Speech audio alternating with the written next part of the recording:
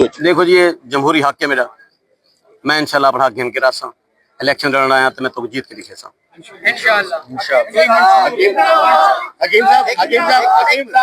हकीम साहब, जो आपका मंशूर है वो आप एक उसमें हमें बताएं कि आपका मंशूर क्या है। आप NA 175 में इलेक्शन लेकिन ये रट्टा लगाने वाला मंशूर तो मुझे पसंद नहीं है।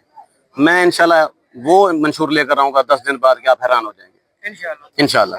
और आप क्या समझते हैं कि मुजफ्फरगढ़ की जो ये आवाम है, पूरा हल्का आपने विजिट किया होगा, आपसे तमाम लोग मोहब्बत भी करते हैं जी। किस पोजीशन पे आएंगे आप? पहली पोजीशन पे।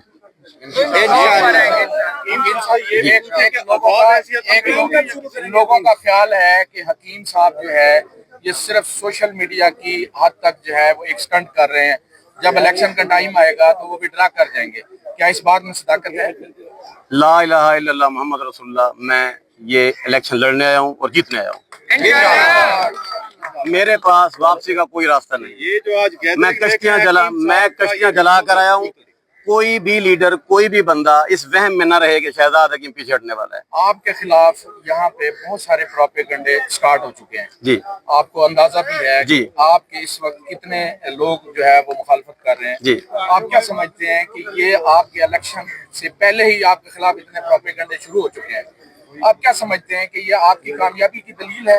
बिल्कुल मेरी कामयाबी की दलील है। मेरे मुखालिफिन जो बिफर चुके हैं और मैं इनको मुंह तोड़ जवाब दूंगा अपने वोटों के जरिए। इंशाल्लाह। ये बता दें कि अभी तक किसी पॉलिटिकल पार्टी ने आपसे राब्ता किया या इंडिपेंडेंट ही आना चाहते हैं? बहुत सारी पॉलिटिकल पार्टीज मेरे पीछे लगी हैं, लेकिन मैं किसी को लिफ्ट नहीं करा रहा। मैं आजाद आया हूँ और आजाद इंशाल्लाह ताड़ दूंगा सारे इलेक्शन। नाम बता सकते हैं पॉलिटिकल पार्टी के? नहीं, अभी नाम नहीं बता सकता। हकीम साहब, अगर खुदा न खास्ता फर्ज करें कि आपके कागजात पर एतराज लग जाता है जी, तो आपका सेकंड ऑप्शन क्या है? मेरा कवरिंग कैंडिडेट है मेरे पास, मेरी मिसेज इरम हयात। अच्छा, इरम हयात जी। उनको आप इलेक्शन लड़वाएंगे? बिल्कुल लड़ाऊंगा। हर सूरत में हर सूरत में इलेक्शन लड़ना है। आप क्या समझते हैं कि मुजफ्फरगढ़ का जो आपको इस वक्त फीडबैक मिल रहा है, जी, आपको इस किस्म के फीडबैक की तवक्को थी?